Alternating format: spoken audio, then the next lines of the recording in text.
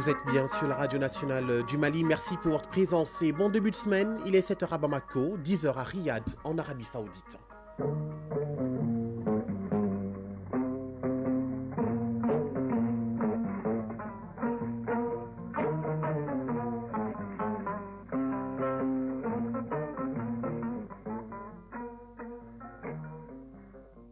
Le journal Moussa Papa Aïdara. À la une de l'actualité, les chefs d'État des pays membres de l'Organisation de la coopération islamique OCI participent ce lundi à un sommet extraordinaire consacré à la situation en Palestine et au Liban. Le Mali est représenté par le ministre d'État, ministre de l'administration territoriale et de la décentralisation, porte-parole du gouvernement, accompagné d'une forte délégation. L'événement vise à renforcer la solidarité de la communauté musulmane internationale envers ces deux pays. Ce 11 novembre, les légitimités traditionnelles sont à l'honneur. C'est la journée nationale qui leur est dédiée par les autorités de la transition. Nous ferons un tour à Sikasso, où ce concept de légitimité repose sur des systèmes de pouvoir et d'autorité ancrés dans des normes coutumières qui précèdent même l'époque coloniale. C'est ce que nous fera savoir Mustapha Doumbia dans le dossier de la rédaction. L'AES dans l'actualité au Burkina, les femmes leaders du secteur du commerce de Ouaga s'impliquent dans la lutte contre le paludisme. Elles insistent surtout sur la prévention et le mode de transmission du paludisme. Sur la scène internationale, le Conseil de transition d'Haïti a limogé hier son Premier ministre. La décision de démettre Gary Conille de ses fonctions intervient après des semaines de conflit entre le dirigeant et le Conseil de transition. Pendant ce temps, à Bakou, en Azerbaïdjan, les partis à la Convention cadre des Nations Unies sur les changements climatiques devraient fixer un nouvel objectif collectif ce lundi, alors que le climat poursuit inexorablement son œuvre de destruction de l'environnement. Et dans une dizaine de minutes, Fotigui Tunkara sera à mes côtés pour nous parler des préparatifs des 5e et 6e journées des éliminatoires de la CAN Maroc 2025. Sachez tout de suite que le regroupement des Aigles du Mali commence ce lundi à Maputo au Mozambique. Et quant à la Ligue des champions d'Afrique de football féminin au Maroc, la première journée des groupes s'est achevée hier. Mesdames, Messieurs, bonjour et bienvenue à cette édition. Direction l'Arabie Saoudite, plus précisément à Riyad, où séjourne une délégation malienne conduite par le ministre d'État, ministre de l'administration territoriale et de la décentralisation, porte-parole du gouvernement. Elle prend part ce lundi au sommet de suivi conjoint arabo-islamique sur la situation en Palestine et au Liban. Il sera donc question pour la rencontre de Riyad de faire le point des évolutions de la situation en Palestine depuis la tenue du dernier sommet en novembre 2023. La voix du Mali sera portée par le général de division Abdoulaye Maïga à la tribune de l'OCI. Les enjeux du sommet avec nos envoyés spéciaux à Riyad, en Arabie Saoudite, Khadija Toukone et Aruna Diarra.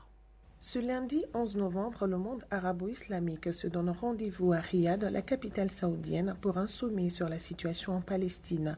Ce sommet vise à renforcer le soutien à la solidarité de la Oumma islamique envers la Palestine et à promouvoir une paix durable dans la région.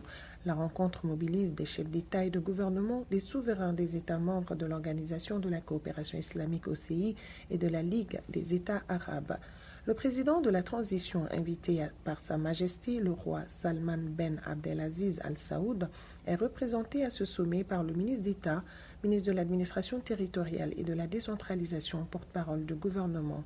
Le général de division, Abdoulaye Maïga, qui portera ainsi la voix du Mali à la tribune de l'OCI, devrait réitérer le soutien et la solidarité du peuple malien au peuple frère de la Palestine. Pour rappel, cette réunion s'inscrit dans le prolongement d'un précédent sommet tenu en novembre dernier à Riyad. Les dirigeants des pays arabo-islamiques avaient exprimé et exigé la cessation immédiate de l'agression israélienne contre le peuple palestinien. Ils avaient décidé aussi de la levée de blocus israélien sur la bande de Gaza, des poursuites judiciaires contre Israël, d'un soutien à la lutte légitime du peuple palestinien pour la libération de tous ces territoires occupés. Cette année, il sera donc question de faire le point des évolutions intervenues en Palestine.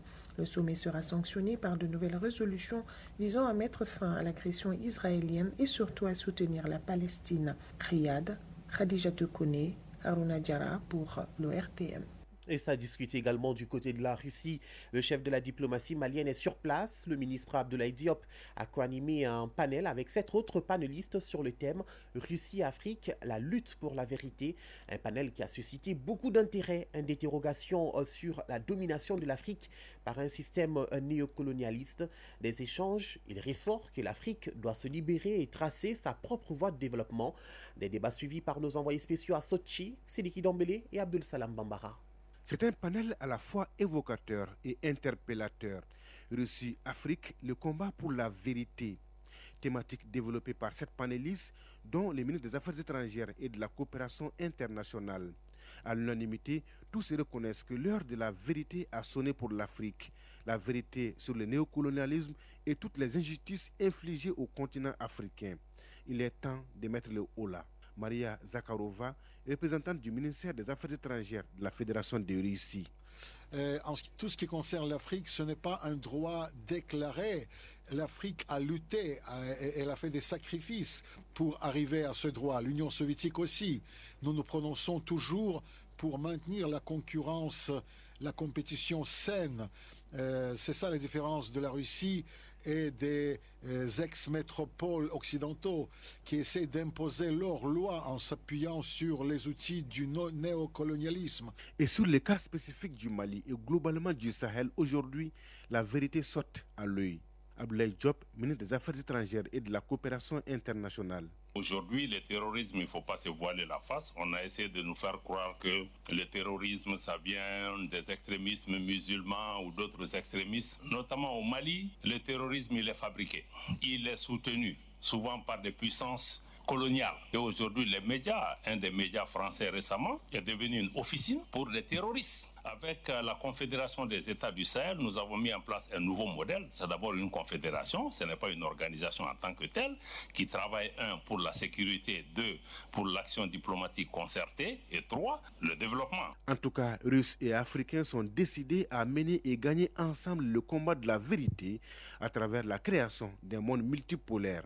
Voilà d'ailleurs tout l'intérêt de cette première conférence ministérielle Russie-Afrique. Sochi, Sidiki Dambélé, Abdoul Salam Bambara pour l'ORTM.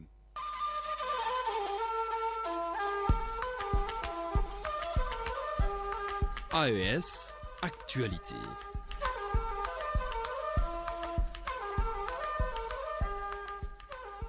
L'actualité dans l'espace AES, commençons par le Burkina. Les femmes leaders du secteur du commerce de Ouaga s'impliquent dans la lutte contre le paludisme. Elles mènent le plaidoyer et la sensibilisation pour des comportements favorables à l'élimination du paludisme. Au cours d'une rencontre organisée à Ouagadougou, ces femmes ont insisté sur la prévention et le mode de transmission du paludisme. Boukari Kinda de la radio du Burkina. Plus de 11 millions de cas de paludisme détectés et environ 3400 décès en 2023, selon les données du ministère en charge de la Santé. Le paludisme demeure un problème de santé publique et constitue la première cause de consultation chez les enfants et les femmes enceintes au Burkina Faso. Les femmes leaders entendent donc relever le défi de la lutte d'ici à 2030. Karabinta Salimata Sore est participante à cette formation. Cette rencontre nous a permis de connaître davantage le paludisme. Nous avons eu beaucoup d'éclaircissements sur la maladie. Nous allons sensibiliser nos enfants et nos voisins à toujours garder nos cadres de vie propres.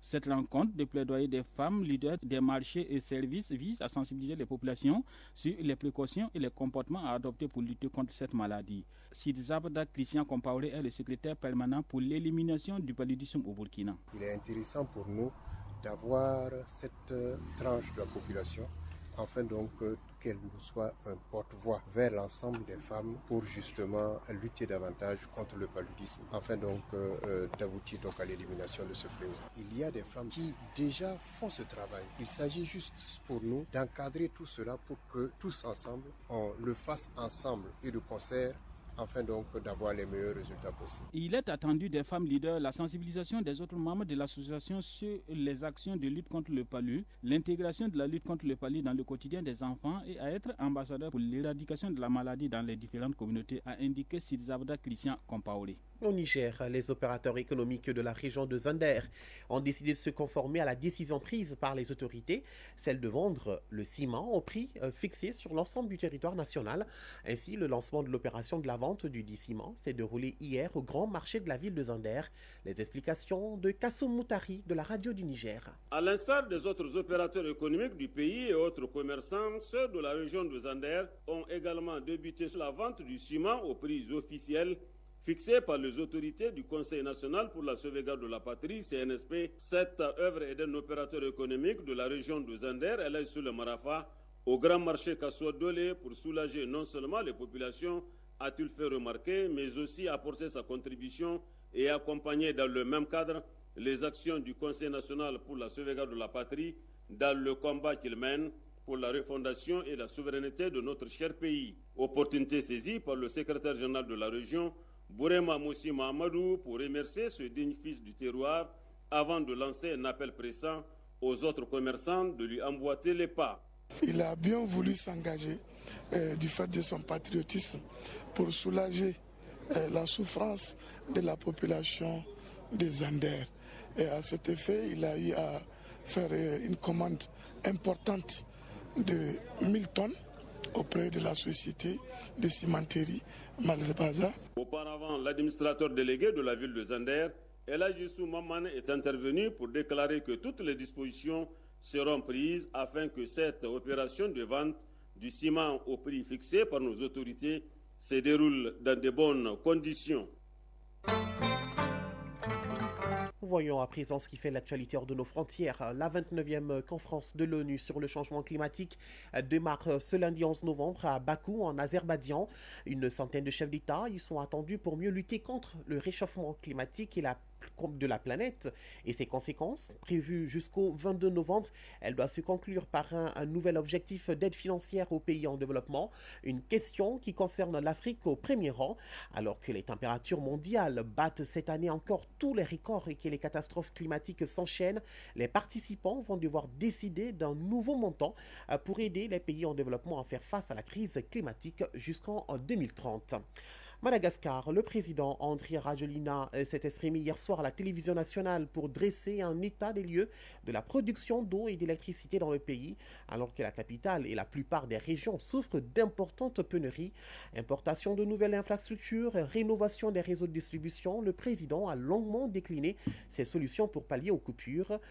Pour lutter contre les pénuries, l'État malgache va concentrer la majeure partie de son budget dans la production d'eau et d'électricité. Haïti, dans l'actualité, le Conseil présidentiel de transition limoge le Premier ministre Gary Conille. La guerre ouverte entre le Conseil présidentiel de transition et Gary Conille semble atteindre son apogée. Le CPT, par arrêté, a décidé de mettre fin au mandat du Premier ministre. C'est Alex Didier Fils-Aimé qui a été choisi pour prendre les rênes du gouvernement en remplaçant de Dr Gary. Une décision qui suscite déjà des réactions en Haïti, où les défis sont nombreux et les attentes pour plus de sécurité et de stabilité toujours plus pressantes. Retour à l'actualité nationale, je vous l'annonçais dans les titres. En troisième région, le rôle et l'importance des légitimités traditionnelles sont bien connus des populations, un rôle que ces chefs de village et de quartier assument avec fierté depuis leur reconnaissance par les autorités. À Sikasso, les chefs de village et des quartiers multiplient les rencontres pour les derniers réglages de la célébration de la journée qui leur est dédiée aujourd'hui 11 novembre. De Sikasso, Moustapha Doumbia nous plonge dans l'univers de la chefferie et autorité traditionnelle. La région de Sikasso, comme d'autres localités du pays, accorde une grande importance au système d'administration impliquant les chefferies traditionnelles. Ces chefs traditionnels œuvrent depuis des siècles pour l'apaisement de leur communauté, la promotion de la paix et du vivre ensemble. Pour le cas de Sikasso, l'exercice de la chefferie traditionnelle renvoie à des années 1800. Abdoulaye Traoré, porte-parole du vestibule. Chaque société est organisée il y a très longtemps. Chez nous ici, cette chefferie a commencé par la royauté. Les colonisateurs ont trouvé qu'il y avait une chefferie qui existait ici, c'était la royauté. Maintenant, après la prise de la ville, il y a eu beaucoup de changements. D'abord, le colonisateur a organisé le commandement à sa manière, à sa façon, pour pouvoir mieux gérer cette société-là. Ce qui fait qu'on parle d'autorité traditionnelle, si je peux me le permettre. L'autorité traditionnelle, c'est quoi? Ce sont les chefs de quartier que vous constatez aujourd'hui. On appelle ça autorité traditionnelle. Le vestibule joue encore son rôle dans l'apaisement du climat social. Il intervient dans pas mal de litiges opposant les citoyens. L'ancienne chefferie qui a existé avant la prise de cette ville, cette chefferie aussi qui était gérée par des Traoré, mais sachez que les Traoré aussi avaient des alliés historiques. Ceux qui ont contribué à l'affermissement du trône, c'est-à-dire les Berthier, les Sanoro marabouts, les Sanoro guerriers, les Djamtene. Nous nous retrouvons ici tout le lundi pour gérer les affaires de la société là, qui opposent les uns et les autres. Les légitimités traditionnelles sont investies pour les mêmes missions, avec la particularité de travailler main dans la main avec l'administration, une mission que les chefs de villages et de quartiers assument avec fierté depuis leur reconnaissance officielle par l'État. Siriki Diawara, coordinateur régional des chefs de villages et de quartiers de Sikasso. Nous avons constaté d'ailleurs qu'il y a un grand changement maintenant, puisqu'on nous donne beaucoup de respect maintenant. Les gens nous respectent, mais avec les insignes surtout. Les citoyens, dans la grande majorité, saluent la reconnaissance des légitimités traditionnelles par l'État, même si certains pensent qu'il faut sensibiliser davantage ces autorités sur leur rôle. Nampaga Bagayogo, citoyen. Qu'avant l'arrivée même de l'administration, on gérait nos problèmes nous-mêmes ici, dans les vestibules du chef de village, dans les vestibules de légitimité traditionnelle. Donc je crois que c'était la bonne chose. Au lieu d'aller dans l'administration avec nos parents, en cas de problème, il faut gérer entre vous-même. Je trouve que c'est plus nécessaire. Les chefs de village et de quartiers de la région de Sikasso préparent actuellement la célébration de la journée du 11 novembre, une journée nationale dédiée aux légitimités traditionnelles. Sikasso, Moustapha Doumbia et Taïrou Konaté pour l'ORTM.